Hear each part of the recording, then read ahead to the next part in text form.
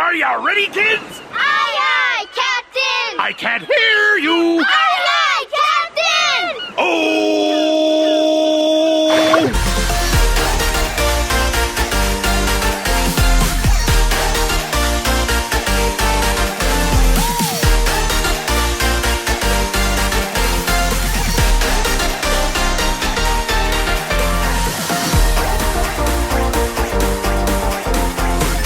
Welcome back to episode 73 of the Locker Room Podcast. I'm your host, Colin Zvinsky. We got Alex Chaconas. We got Patrick Effright. Another big episode today, so let's just jump right into it. He's a major artist and DJ from Long Island, New York that has sold out countless shows and recently released a new song called Lost With You. Please welcome Deerock. Here we go. What's up, boys? How are we living? Good.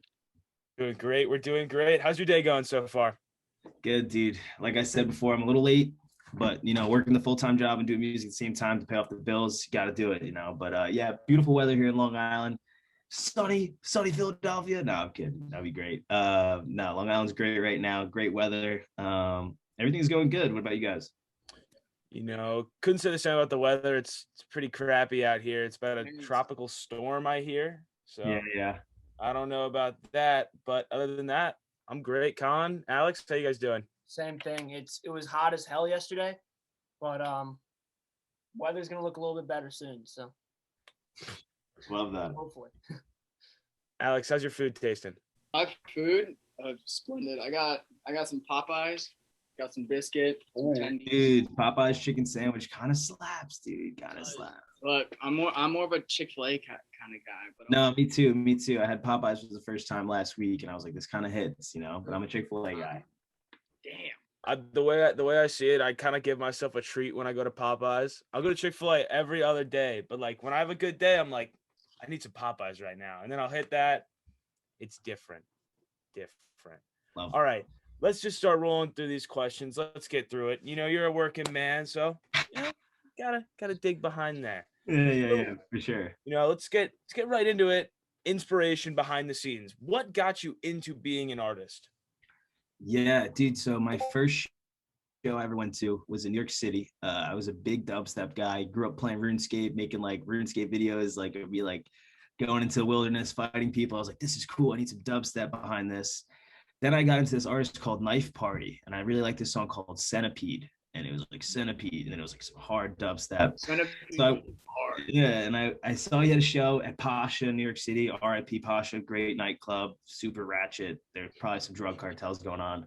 But I went there, I showed up when doors opened, and there was this artist playing. His name was Audien, and I was like, who the Audien? I'm here for Knife Party. And I heard Audien, and just that difference from Audien to Knife Party, like this is amazing, uplifting. Knife Party is like, I want to kill myself. This is still sick though.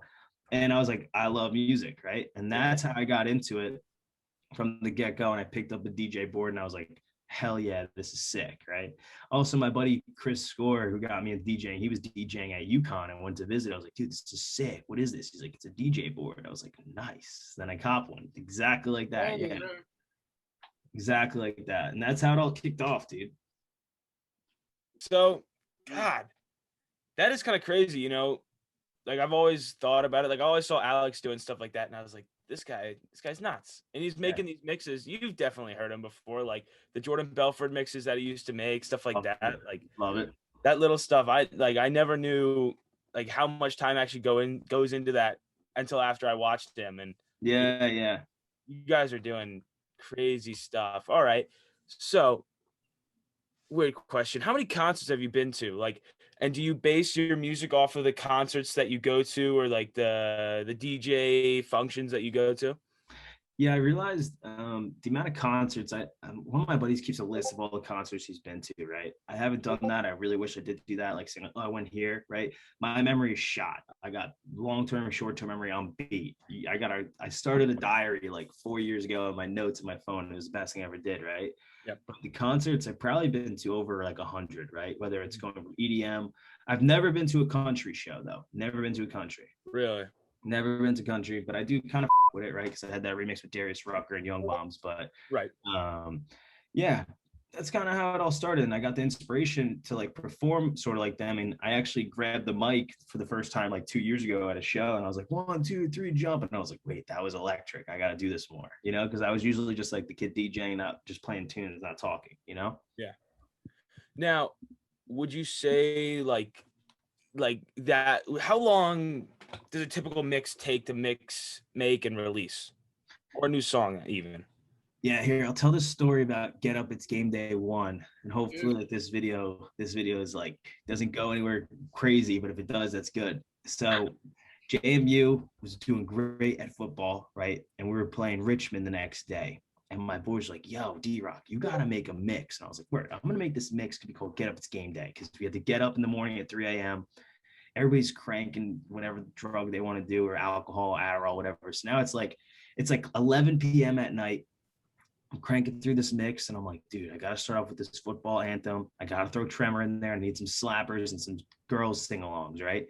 Right. Now it's like 11. Now it's like 12. I get over 2 of my boys. They're like, yo, put this in, put this in. So now we're just vibing. We're all boozing at like 12. I'm like, damn, I got to wake up in 3 hours. So after like the hour goes by, now it's like 1 o'clock. I'm like, dude, like I'm almost finished. I need like 1 or 2 more songs. And it's only like a 15-minute mix, but the mix itself took like 7 or 8 hours beforehand to find good tracks, and like 4 hours to make it, because I don't make it in production software. I do it live on my board. That's why some transitions you can hear like, wait, you do your stuff on Tractor? yeah, I do all my stuff live on the board because I'm boozing while I'm doing it. So I want to make sure I keep the booze going, sometimes when you're making the production, it's a little different. I want the full environment. So now me and my boys are already like pretty drunk at this time. We're like, yo, this is it, right? So now we're like, all right, let's go to bed. Let's wake up at like 3 a.m. and post it. So now I post this mix at 3 a.m., send it to all of my fraternity. Fucking love Cap Out Florida from JMU. That's what got me started, right? And then we all had group meets, we all had sorority group chats. We all just started spamming it. And all I remember was like from 3 a.m. to 7 a.m., all you would hear is Get Up It's Game Day playing at like these townhouses, people mosh pitting. We're like, let's go. And dude, it was electric. And that's how it really like got started, like the pickup of the Get Up It's Game Day mix, right? But now these mixes, I really dive deep into them. I research music for like 25 hours beforehand. And I'm working on Get Up It's Game Day 6 right now. And it's probably taken me about like 16 hours so far. When I say 16 hours, like I really time myself to see how long I work on it, Lord, yeah. The cover art for Game Day 6 is electric. Oh yeah, dude. The Blue Mountain State, that was the first show I ever watched on Netflix. That's when I bought Netflix. I was like, this is what college is like, when I was like a junior in high school. Let's go. I kind of had this thing where like I like I'm not like brown nose and whatever. Every time like Colin Heffred and I we were all on the same hockey team in high school. Yeah. Or like they're still at school, but I'm not. And it was like every time we had a game, I would just do this. Get Up It's Game Day. Let's go. I love that. That's how I found you, is from, I think I listened to Game Day 2. Yeah. And I loved it. And I was just like, I like followed you, whatever. And then there was one day, it was right before my like American government class, my senior year. So like 2 years, almost like a year and a half ago now. I look at my SoundCloud notifications and I see Deerock liked it and then commented. And I was like, holy like, my boy, let's go. Yeah. Like, and now you're rocking a Deerock jersey, dude. Let's go. And then like right then I showed it to my friend who was like kind of like starting to get into EDM and like saw like some of your mixes and he was like, holy like what is going on? Yeah. I was like, dude, I don't know, but like that's like the biggest person that's like commenting on my things. Yeah. And I love that, dude. That's super dope. After that. I love that, dude. Yeah, dude. That's the best part about the community. Like I started this Discord probably about in March. I don't know, what is that, 4 months ago? Yeah. And then we have like 200 people in the Discord. Everybody's posting their mixes and everybody just gets support now. And it's just like a big happy community instead of saying like, yo, my mix is better than yours. More it's like, hey, use this mashup in here. Hey, can you help me promote this? That's the community that I love. And that's why I'm trying to build like a family around it. It's not the following that I'm trying to get. It's more of the family and the fans that not fans or be friends, Yeah.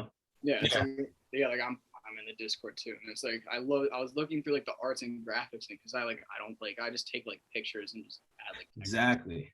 And it's like I want to say it was Luke Garrity. Yeah, he's the boy. Sent a link for like an easy like just like graphics design, and like that's what I've been using ever since. Yeah, dude, it's dope. It's perfect. Now, I got one more about the mixes, and then I'll probably throw it to Colin. So, you were saying you work with all your buddies, like on Get Up It's Game Day, and I know you've worked with other people, like the boys in '98. I know you made the buzzin' mixes for Yeah, them. yeah. So, what's it like collaborating with those people? Yeah, man. I mean, respectively, I saw Boys of 98 on TikTok and I was like, yo, these kids are, the same age range as mine, same demographic. And me, respectively, I was like, I reached out to them. I was like, yo, love your content. Like, we have a similar following. Like, let's make a mix, right? And that's the idea. You got to reach out and you got to like close mouths, don't get fed. I reached out and I was like, they were like, dude, this is electric. Like, let's hear your stuff. They never heard it before. They listened to it. Like, dude, we love this, right? So I made a mix for them. They sent over a playlist of like 100 of their favorite tracks. Out of the 100, I probably used like 50 of them, and then I had 50 of my own, and they were like, "This is electric." And now we're gonna be doing Buzzin' Volume 3 mix shortly, right? We're on the second. We just posted the second one a little bit ago, and now we're gonna be doing Buzzin' Volume 3. Dude, it's great though, because they had the same demographic. People love that. And total frat move. Yeah, that one was cool too, right? I did get a lot of heat in the comments, like this mix sucks, or on SoundCloud, I was like, this sucks, and I'm like, there's just a couple of haters and out there, but dude, you just gotta kind of ride it, Bad publicity is good publicity. That's how I take it.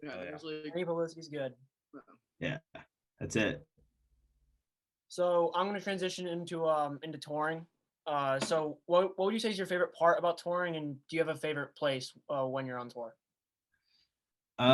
Usually most of the shows that I play that are like clubs or venues are in New York, and that's pretty close to home. But some of the bigger venues are like the Grand in Boston or Echo Stage, and those are really cool, right? They're super organized. They get this stuff done. My favorite part about the touring though is when I do like fraternity and college shows, right? Because it's just like a fraternity kid that says, "Yo, I booked this production company, I booked this artist, let's throw an event." And I could tell you probably 60% of them go amazingly. 40% out of that 40%, 20 of them like power shut off. The other 20%, it's like, damn, we're having mad technical issues right now. I just love that environment because I still get those jitters of like, damn, what's gonna happen, compared to like when I play a venue, it's like, okay, you plug in, you don't get the jitters anymore. Like I love the jitters of like up, because it makes you feel like, damn, you're really doing it. So you said you like doing colleges because it's more of like the unsure part. You're doing a lot of colleges, like a lot of upcoming shows at colleges. Is there one in particular that like stands out to you? Yeah, so I played this when COVID was ending in Texas. I played a show at the University of Texas at Austin, and that was with Cheat Codes. And dude, it was by far the best production, best environment. They set it up early, and there was probably like 2,000 people there, right? And I remember I was grabbing the mic, talking mad loud. In the beginning, it was a little dead. 15 minutes in, started picking up, and then like from 30 minutes to the hour set, it was like a mosh pit. And there was this one part where the kids were like, they hit me up like a week earlier, like, we love that song Tsunami. So then I put Kanye West over Tsunami, and these kids were mosh pitting, singing their like fraternity anthem, and they heard the Kanye West. They're like, this was lit. And then I got 2 more shows from them because they were like, this is dope, Is that the one I think I've seen on your TikTok page? Yes. Yeah, that one went off. That one was dope. I mean, I'm going to Quinnipiac next year, not too far from Long Island. So I love that, dude. Quinnipiac's dope. If you want to come up, that's it, dude. We'll do the show. Lock it in. Let's do it. It's confirmed. He's going up. Yeah. Yeah, dude. Yeah, but some of the shows are really amazing. Some of them are just mediocre. But for the ones that like never really happen, I'm always about like, yo, like it didn't work out as planned. Let's do it again.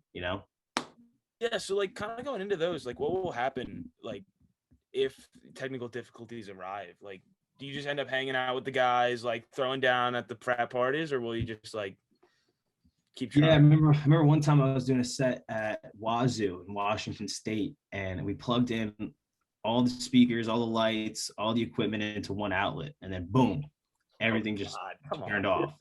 And it was a little cold out too, so people were like using like the jumpingness and the hotness of swarming yourself around people to get hot, and the show was just completely over. We tried fixing it, but then once you had it back running, everybody was inside because it was freezing. And then we just rage with the fraternity, right? Because like for me, it's like I'm still a kid, still want to have a good time with all these kids, so like I just networked out there, and soon to be back out there in the fall or spring. What year were you? What, 18 at JMU? My My first year at JMU, I was 18. Yeah. Really, like what year did you graduate? I graduated from JMU in 2018. Yeah. Yeah, that was cool. A couple of friends that are going to be rising sophomores there next year. Yeah, the best thing about JMU is I took some summer classes like abroad, right? And then my last semester, I graduated early. So that whole semester from December to May, I was pissed. That's when Fortnite came out, and I was like, damn, I'm addicted to this. But I actually used the time to like play shows like every Tuesday through Saturday. I had a show that whole semester. It was making some pretty good money too, fraternities or some bar gigs. But that was something I noticed is like, I didn't like the bar gigs because I played for 4 or 5 hours compared to a fraternity where I played, 1.5 hours to 2 hours. And I was like, the bar gig people coming up to you making requests compared to like, I take requests sometimes if they're good. When you get a girl saying like, you put on like Taylor Swift right now, I'm like, bro, this kid's trying to mosh pit. I can't put on Taylor Swift, No offense, Taylor Swift. I love you. Seriously, she's gorgeous. She's gorgeous. She's drop dead gorgeous. But like, come on. Can't play it right now. You gotta pick and choose times to put Tay on the radio. No, for sure. And I'm with you on that. That's when you're behind me saying you talk to a girl like, dude, are you beat or what? Like he's not putting that on, Yeah. Like if you're trying to mosh, you're not gonna be like, we were young and all, like you can't do that. But you're from the bar, like with your buddies, like little guilty pleasure, Taylor Swift sometimes. That's it, dude. That's it. Gotta feel the water out. Now, were you playing these gigs through college? Is that what you kind of did as like a side hustle? Would you do that like when you were 18, 19? Yeah. So I started playing. So I got the first DJ board pretty young when I was 18. My buddy let me borrow his freshman year. Sophomore year, I got my first one for Christmas. Started playing, and then started junior years when I actually started playing gigs. My first gig was like a fraternity that was a little smaller on campus, and it was sick. And then my buddy's like, you should play ours. And then I got another bar gig. And then I started getting my name out there to the degree where then I was playing like a lot of fraternity events, sorority events, and then a couple different bars here and there. So when you were studying abroad, were you doing shows while doing that? Or was it more or less just trying to build up your community still? Yeah, when I was studying abroad, I sent out emails because the way you get shows as a beginning artist is not by what you're producing, unless you have someone really big behind you backing you. The way you get shows is if you sell tickets. So when I was abroad, I was telling some lies saying like, yeah, I'm abroad here. I have like 90 people in my program. I get all 90 to come to the show, and they love to hear that. You know what I mean? They love to see like, oh, we could sell 90 tickets from an opener. I didn't end up getting a show. I wish I did, right? Mm-hmm. But that's just kind of how it works as a beginning artist. I remember my first show, senior year, that was with Capslap, my like legit ever first show. The booking agent posted the show, and I was like, yo, I would love to play on this. I reached out to the booking agent. I was like, I'm in a fraternity here. We can make this like a date function event. We can bring my whole fraternity and a whole sorority with all their dates. It's 200 people. Easily could sell a minimum 150 tickets, and he put me on the show. Later that I know, I sold like 250 tickets, had to buy like 4 buses, sent everybody from JMU to Charlottesville, an hour and a half. Oh my God. To the girl that peed on the bus, and I got like $100, I got a $1,000 fine because she like peed in a solo cup, left it in the cup. It spilled all over the bus. That was very bad on me. But dude, electric event, I know who she is. I'm not saying her name though. I know who you are. Her initials are HM. She knows I know. I want my $1,000. I do want that. Oh my God. Yeah. Hope she sees this. Would you call that one of the what is one of the craziest moments that's ever happened to you, other than of course someone peeing on a bus? Dude, besides the first show, that's always be the best show ever, right? Your first real show is always gonna be the best show ever. Of course. I was playing a show at Gettysburg College, and it was a long set. My boy was a senior. He put everybody on the game day mixes and like the big wave mix, and everybody's like, yo, we got Deerock coming, big fraternity basement. And I played a 3-hour-long set. And as I'm boozing, I'm like, damn, I gotta piss. You know what I mean? Mm-hmm. So what do you do? What would you guys do if you had to pee like mid-set? I'd grab a bottle. Okay. What about you? I'd probably grab a bottle too. I'd put levels on, run to the next stage, and then come back. Because no one gets old at levels. Okay. I'm going to go with option of Alex. I put on Tremor, right? But there were no bottles. There were just beer cans and red Solo cups. Oh, so this is disgusting. And I had to pee really bad, so I peed in this beer can. thinking to myself later at the night, I'll throw it out. I never got to throwing it out because it just disappeared randomly. The next morning, I saw like the pledges cleaning up, and I was like, "Oh my god, that's the beer can I peed in." And I don't remember if he like grabbed it and it started spilling everywhere, but all I remember is him like grabbing it and just like throwing it in the garbage and then just pee going everywhere. That was bad. I know what to do, dude, because sometimes you pass off the sticks to somebody at a party and you're like, yo, can you hold down the fort? Like, don't let anybody touch the controller. All the girls want to scratch the DJ table. They see their boy behind there. Like, oh, I want to get behind there when the DJ is not there, you know? So it's like, I had to stand there and I was just like, this was me, like just peeing. And I was like, tremor, you know? Yeah, that was bad. Who would you say is like your like the like best person you've like opened for or like performed like side by side with? Yeah, I mean, there's a couple artists, right? There's a handful. If you had this conversation with me, like when I was starting, like I only played with Cap Slap or Two Friends, right? But now I had a couple artists that I played under, which like Steve Aoki, Sam Felt, Lost Kings, right? It's really cool to play for a crowd. Like when I play for a crowd, like Two Friends, right? People like see the game day mixes, they listen to the Big Booty mixes, like, yo, this is sick. It's gonna be a dope show, right?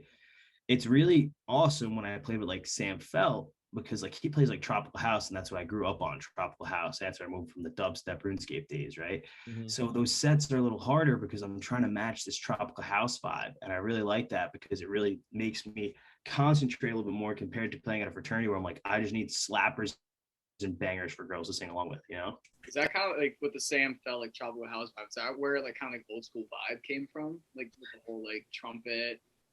Yeah, dude, I never played an instrument in my life, and I just loved the saxophone. I loved it, and I really loved the organic guitar. You can hear like, oh, like anybody listen to old school vibe, you're like, okay, just a guitar, basic kick, basic snap, basic shaker. It's not complicated at all. Yeah, it's not complicated. The verses, when we get into the song, you're like, damn, this is a great song. It's very clear on how he made this. He put some synths on the drop, had a saxophone on the drop, and had a great vocalist, right? And that's really what I'm going for right now, you know? Isn't that also what you did with Lost With You, the saxophone? Yeah, the Lost With I You. like the touch on that. That was very nice. Yeah, that one was super dope, right? That song took about like 2 years because the original vocalist, we had a different song. The original vocalist got signed to a label. I couldn't use her vocals or her writing. So once I sing the song, I had to find a new vocalist and new writing that felt good enough for me. Because sometimes when you have to change everything up, you're like, all I can hear in the back of my head is the original song, you know? What would you say like your favorite song that you've produced? Like your own songs. Which one would you say is your favorite? Those questions are always hard. Like, what's your favorite show, right? I always go back to the first one. You know, I always go back to my first song, make my first song, right? Because every song that I'm producing, it's just, I'm not gonna say it's getting better and better. It's just me realizing more of what my sound is and where I want to take it. You know, I really love One Day Closer. I really love this one song I got coming up. It's very saxophone, and we have a trumpet, we have a bass player, so it's really cool. You know, just combining different elements of every instrument. And what about like remix wise? Like my personal favorite of your remixes is Nobody with it's Wild with Jordy, yeah. That I love that one. I've been blasting out. Pretty much. I love that one too. Yeah, that one was dope. Jordy's a dope vocalist. As for remixes, man, there's a lot of remixes that I made that never got posted, right? That I turned into originals. There's a remix I made for Two Friends earlier on, not the official one that came out, that I turned into an original, and it just was like, this is amazing, right? So that's gonna be an original coming out in November. That's how I usually start off some of my tracks. Like most of my tracks are 30% start from scratch, 70% getting a remix saying like, oh, the remix is a decline. Let's get a new vocalist and some new writing on it, you know? Which one was the Two Friends remix? Was it Lost With You? Or not Lost, it was This Will Be My Year. Yeah. Yeah, that one was super dope. They got a good fan base too, dude. They promote, they don't release with a label sometimes, and they do really good streaming wise, you know? Yeah, and now that they're also like collaborating with Friday Beers too. Yeah. DJ Press Play, it's like they're blowing up even more. And also, I mean, it also helps you have Big Booty to kind of like base. Completely, dude. Yeah, big fan of Two Friends. I know I'm really close with Eli. I don't really talk to Matt much, but Eli's the homie too, you know? Now, do you pull all these guys? Like, I know you say you had a Discord server. Are these guys all in your Discord server and part of your community? Would you say? Not like two friends, but a lot of the kids like where I was like 3 years ago till now, there's a lot of kids similar to that, like in the Discord. They love it, right? Because you can network with 200 people and everybody's just doing the same thing, you know? Yeah, So it's great. kind of like you put a mix in, or you can request like help, and they'll kind of shoot it around. So like it's like if I made a mix, or if I needed help with a mix, like I'd reach out to one of you guys, be like, hey, how should I combine these songs? How should I mash them together? And then Exactly. it's kind of like a networking thing instead of more or less like you were saying earlier, like my mix is the best. Like you're really bringing people in instead of shutting people down. Yeah, that's the idea. You want to make a family, right? You're not trying to make fans. You want to make a family and friends that can all help support you compared to like, oh, I made this mix. Like my boy's not reposting it because he thinks his is better, right? I always hated that mentality. Yeah. Like, so you much rather have someone who's going to repost all your stuff and his own, like equally, like you guys are on the same level. Yeah, there always comes into that problem where like, is this a trading community where like we'll trade repost for repost, right? Yeah. There's times where some songs that me personally, I try and repost everybody's if I have the time to do it. I know people in there and like, I'm not reposting this and stuff, but you know, people look for that and they like that, you know, when they get a repost and they say, oh, this is going to bring in these new followers. It's great, you know? No, that is awesome. Trying to continuously uplift people. Now, you work with charity, right? Yes, I do. So how did you get involved into these charities? Like one, like Let's Have Cancer. Like how'd you get involved in stuff like that? Yeah, it's a great question. So it's more of like a branding thing, right? Me as a DJ, the DJ mentality is people think of a DJ as someone that just like tours the world, either has sex with a lot of not in a bad way, not in a bad formal accent, that's just kind of what people think of, or someone that just parties all the time, right? Me personally, I wanted to make a brand where it was that same mentality minus the part, but just having a good time, right? But there's a good cause behind it, right? Right. My dad, after 9/11, was diagnosed with blood and bone cancer, right? So when the buildings fell down, sad that happened. But then I found a community like Let's Fuck Cancer because I saw they had like these shows where they would go to colleges and they have a fundraiser for cancer, right? And there'd be people going there. So it was perfectly on brand with me. I was like, they were playing colleges, they were raising money for cancer. And I was like, this is perfect. So I did one show with them in Wisconsin, went amazing. Then I did another show with them. Where the hell was it? I think it was on the East Coast. And then I said, you know what? Why don't I start doing my own shows? So I did my own show with them 2 years ago in Brooklyn. We had like 700 people there, raised like $4,000 for cancer. Wow. Now I have another one the end of July. Where we're trying to raise close to like $5,000. Is that the one on Long Island you've been? Yeah, that's the one. And dude, it's great, right? The show's July 31st. We already sold 81 tickets. We're 4 weeks out. That's amazing, you know? That is awesome. Really doing a great job giving back. Yeah, appreciate that, dude. That's tough. Yeah. So when you first came in here, like into this recording, I noticed you and Alex had a little interaction. So I had a question. Have you and Alex ever talked before? Have you seen some of his stuff? Like, when did you see him? What did you think? Yeah, I've been talking to Alex for quite a bit, dude. I didn't even know, Alex, I don't even know if you told me that this was going to be you. Maybe you did or not, but when I saw you, I was like, let's go. And then I saw the Deerock jersey. I was like, let's go. Yeah, me and Alex catch up a good amount. Sometimes I'm a don't reach out to him. Sometimes he reaches out to me more than him. But there's times where like we connect on funny bases, you know, and we're like, this is hilarious, you know?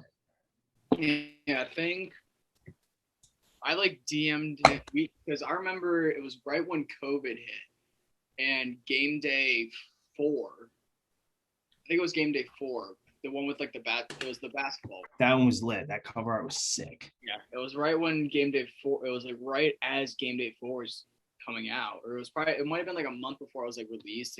Like Deerock had like asked me like send me some songs that you think would be like good for it, and then I sent him. It was probably like 15 songs, whatever, and I said "Like I Do" by David Guetta, Brooks, and Martin Garrix. Yes, I threw that bad boy in. And then like 25 minutes in, I hear "Like I Do." I'm like, oh, like I contributed to this. Yeah, it was super dope. I remember that. Hell yeah. Yeah, and then I joined the Discord. I sent the mix that I posted probably like a month ago now, and then I mean it's only at like a couple hundred plays, but like it's not in the world, but it's like people have been like engaging, yeah. Discord or whatever. It's like, Yeah, that's the thing about the Discord. Sometimes you just post a mix, like people aren't going to respond. If you like ask for feedback, if you're like, hey, can I get a repost on this? Can someone listen to this transition? Let me know what they think. That's kind of like more the involvement, yeah. which is great, dude. It's a great community. Yeah. I'm actually kind of curious. How did you find the Jordan Belfort mix? Because I know like it was on the related tracks of like one of the big booties, but like besides that, like, Dude, to be honest, I believe when I make my Get Up It's Game Day mixes, I'm searching through SoundCloud for like hours, right? And then I go to like Big Booty, I go to related tracks, and I listen to kids' mixes, and I'm like, yo, this track from this mix is sick. You know what I mean? That's kind of how you find it, because you go to related tracks and they're all not similar, but they're in the same genre, And that I believe that's how I found it. That's how I find most of my stuff. The related tracks is perfect on SoundCloud. it really is. Yeah. So Alex, in the inverse, how did you first find Deerock?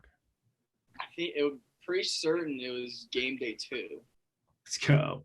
I think it was because I remember it was like the Adam Sandler, and then it went into Party Till I Die, Party Till We Die. Oh yeah.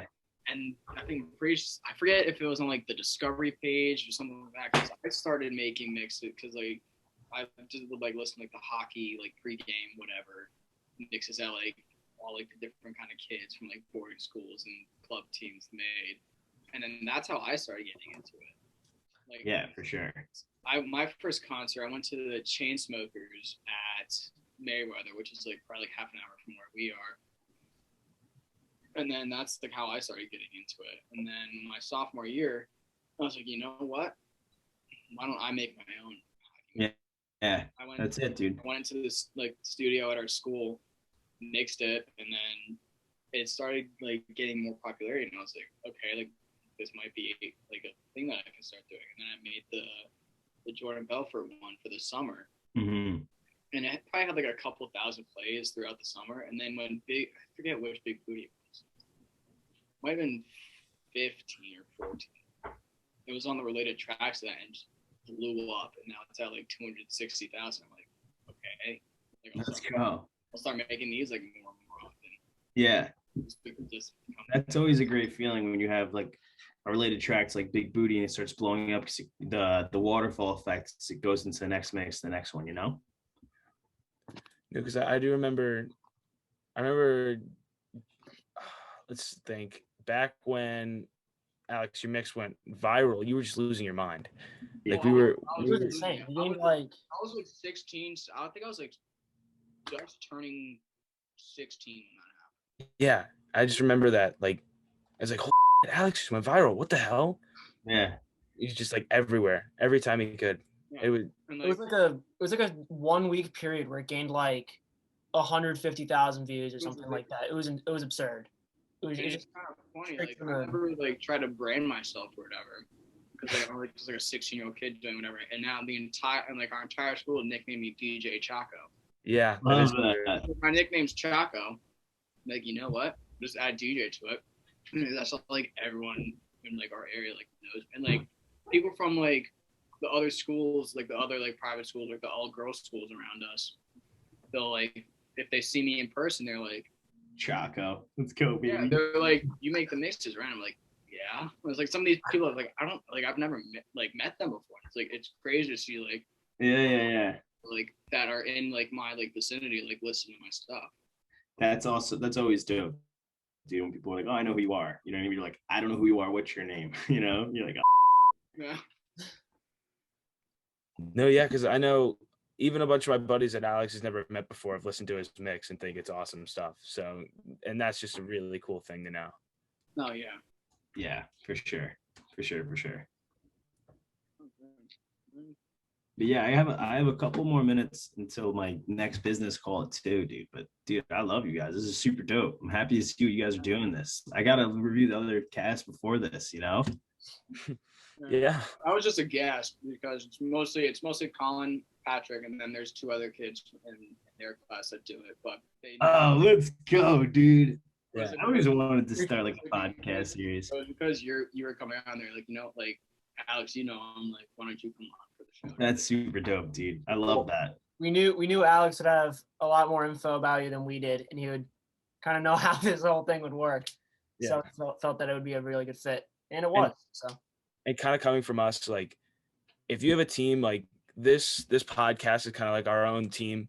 Like we all play sports. We kind of named it Locker Room Podcast after sports, and we treat this like a team. Like we all do our parts, and this is awesome. Like recently, like some of us have been slacking. I don't know who, Colin maybe, but I don't know, man. I'm not sure when the So- last thumbnail Heffrite made was, but you know what? We're not going to talk about it. Yeah. but it's like Colin's our editor. I'm the digital photography guy, so I'll do all the art and cover and stuff like that normally. And then Ryan and Joe bring in their own special little vibes, little attitudes, and we kind of we gel here, and it's great. And Love that. starting the podcast is probably one of the best things that we've ever done. I love that, dude. That's cool. And if you have a team, you can even hit a solo podcast. Like you just got to do it. Like you said earlier, what'd you say? A closed mouth never gets fed, something like that. That's it. Exactly. Like if you don't try it, you'll never know how it's going to turn out. And that's it, dude. We might not be doing huge numbers, but we love coming out. We love talking to people like you. We love getting people on, getting little slices of life from everyone we can. Yeah. And it's just awesome to see what we can do with this.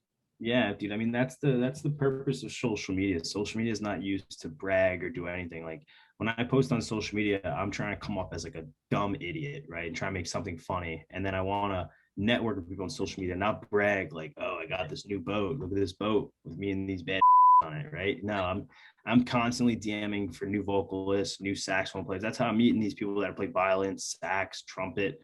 You know, that's what social media is there for, you know? Exactly.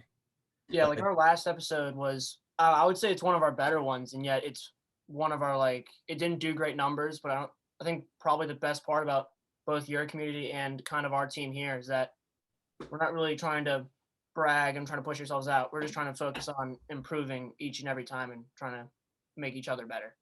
You know, and if we love the content that we're putting out, I don't care if it gets 10 views or a million views. Yeah.